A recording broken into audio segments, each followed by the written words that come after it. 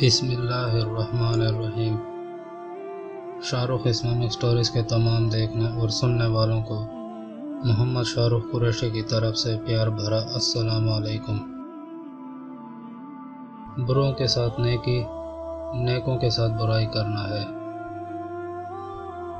حضرت شیخ سعدی رحمۃ اللہ علیہ بیان کرتے ہیں کہ عرب کے چوروں کے ایک گروہ نے کسی پہاڑی چوٹی پر قبضہ کر لیا۔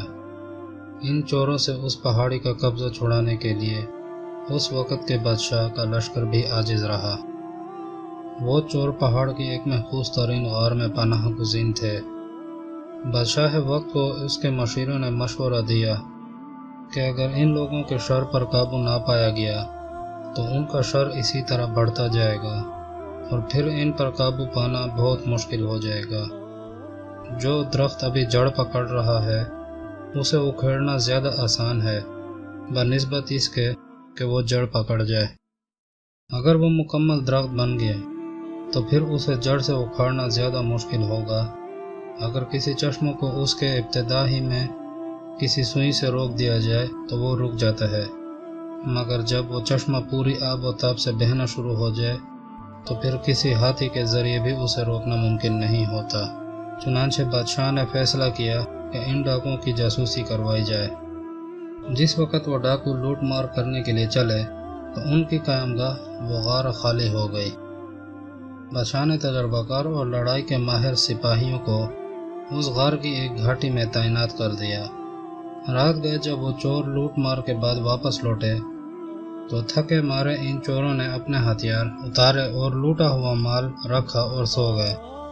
رات کا ایک حصہ گزر جانے کے بعد ان سپاہیوں نے ان چوروں کو سوتے میں قابو کر لیا اور ان کے ہاتھ باندھ دیے۔ صبح کے وقت انہیں بادشاہ کے دربار میں پیش کیا گیا۔ عوام الناس جانتے تھے کہ ابھی ان سب چوروں کی گردنیں اڑا دی جائیں گی۔ ان چوروں میں ایک خوبصورت جوان بھی تھا جس کی ابھی داڑھی نکل رہی تھی۔ ایک وزیر کو اس جوان پر ترس آ گیا۔ اس نے بادشاہ کے تخت کو بوسہ دیا اور اس جوان کی سفارش کی کہ ابھی اس نے جوانی کا مزہ بھی نہیں چکھا۔ میں آپ کے عمدہ اخلاق سے امید کرتا ہوں کہ میرے اس جوان کے حق میں سفارش کو قبول کیا جائے اور اسے معاف کر دیا جائے۔ یہ آپ کا میرے اوپر احسان ہوگا کہ اس جوان کو معاف کر دیا جائے۔ بادشاہ نے جب وزیر کی بات سنی تو جلال میں آ گیا، اور یہ اس کے مزاج کے خلاف تھا۔ جس کی حقیقت بری ہو وہ نیکوں کے سایہ میں بھی صحیح نہیں رہ سکتا، اور نااہل کی تربیت کرنا ایسا ہی ہے جیسے گنبد پر اخروٹ رکھنا۔ بادشاہ نے کہا کہ ان چوروں کو جڑ سے کاٹ دینا ہی بہتر ہے، کیونکہ آگ بجھانے کے بعد ایک چنگاری کو چھوڑ دینا یا سانپ کو مار کر اس کے بچے کی پرورش کرنا عقل مندی کی دلیل نہیں۔ اگر بادل سے آب حیات بھی برسے تو تب بھی بیت کی شاخ سے پھل حاصل نہیں ہوتا، اور کمینے کے ساتھ وقت ضائع کرنا عقل مندی نہیں، کیونکہ بوریے کے نرکل سے شکر نہیں ملا کرتی۔ وزیر نے جب بادشاہ کا موقف سنا تو رضامندی ظاہر کرتے ہوئے بادشاہ کی رائے کو سراہا اور عرض کیا کہ بادشاہ کا فرمان اپنی جگہ درست ہے، مگر ان کی صحبت میں رہ کر یہ جوان ضرور انہی کی مانند ہو جاتا، اور اگر یہ نیکوں کی صحبت میں رہا تو ہو سکتا ہے کہ یہ نیک ہو جائے، اور ان چوروں کی صحبت نے ابھی اس کے دل میں جڑ نہیں پکڑی۔ حدیث کے الفاظ بھی ہیں کہ ہر بچہ فطرت اسلام پر پیدا ہوتا ہے اور پھر اس کے والدین اسے یہودی، عیسائی یا مجوسی بنا دیتے ہیں۔ حضرت نوح علیہ السلام کا بیٹا بروں کی صحبت میں رہا، اس لیے خاندان نبوت سے اس کا تعلق ٹوٹ گیا، اور اصحاب کہف کا کتا نیکوں کی صحبت میں رہا، اس لیے نیک کہلایا۔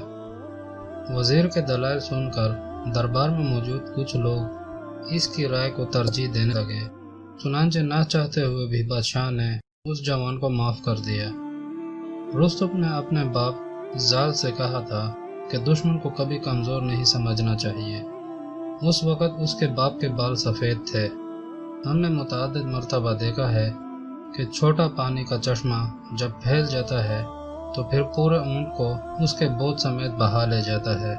الغرض اس جوان کی تربیت نہایت ناز و نام سے ہوئی، اور اسے پڑھایا لکھایا گیا، اور اس کی تربیت کے لیے ایک استاد مقرر کیا گیا جو اسے آداب اور بادشاہوں کے حضور بیٹھنے کا سلیقہ سکھاتا تھا۔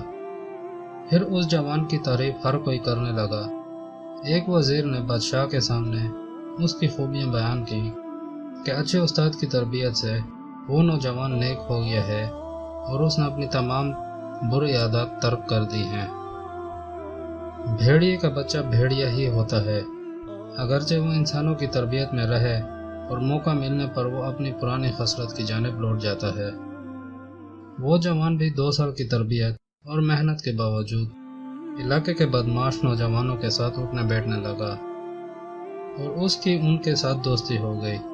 ایک دن انہوں نے مل کر وزیر اور اس کے 2 بیٹوں کے قتل کا منصوبہ بنایا اور وزیر اور اس کے بیٹوں کو قتل کرنے کے بعد اس کا مال لے کر بھاگ گئے۔ اس جوان نے اپنے ساتھیوں کی رہنمائی اسی پہاڑی غار کی جانب کی جہاں وہ پناہ گزین تھے اور پکڑے گئے تھے۔ اب وہ اپنے نئے ساتھیوں کے ہمراہ لوٹ مار کرنے لگا اور اس نے بغاوت کر دی۔ بادشاہ کو جب اس جوان کی اس حرکت کے متعلق معلوم ہوا تو اس نے افسوس کا اظہار کیا اور اپنی انگلی کو دانتوں میں دباتے ہوئے اشعار پڑھے جن کا ترجمہ یہ ہے: گھٹیا اور زنگ آلود لوہے سے کبھی اچھی تلوار نہیں بن سکتی اور پڑھنے لکھنے سے کوئی لائق نہیں بن جاتا۔ بارش کے پانی میں جو پاکیزگی ہے اس میں کوئی شک نہیں، مگر باغ میں پھول اگتے ہیں اور بنجر زمین میں کبھی پھول نہیں اگتے، کیونکہ اس میں وقت ضائع ہوتا ہے۔ بروں کے ساتھ نیکی، نیکوں کے ساتھ برائی کرنا ہے۔ حضرت شیخ سعدی اس حقائق میں بیان کرتے ہیں کہ جس کی فطرت میں برائی ہو اس پر کسی قسم کی تربیت بھی کوئی اثر نہیں کرتی، اور جس کی فطرت نیک ہو اس پر کسی قسم کی بری صحبت اثر نہیں کرتی۔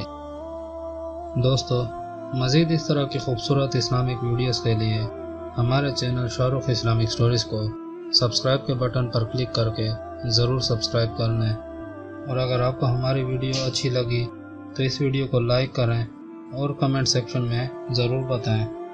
ثواب اور صدقہ جاریہ کی نیت سے اس ویڈیو کو دوستوں کے ساتھ ضرور شیئر کریں۔ زندگی رہی تو اگلی بار ایک اور کہانی لے کر آپ کی خدمت میں ضرور حاضر ہوں گا۔ تب تک کے لیے اللہ حافظ۔ اللہ آپ سب کا حافظ و نگہبان۔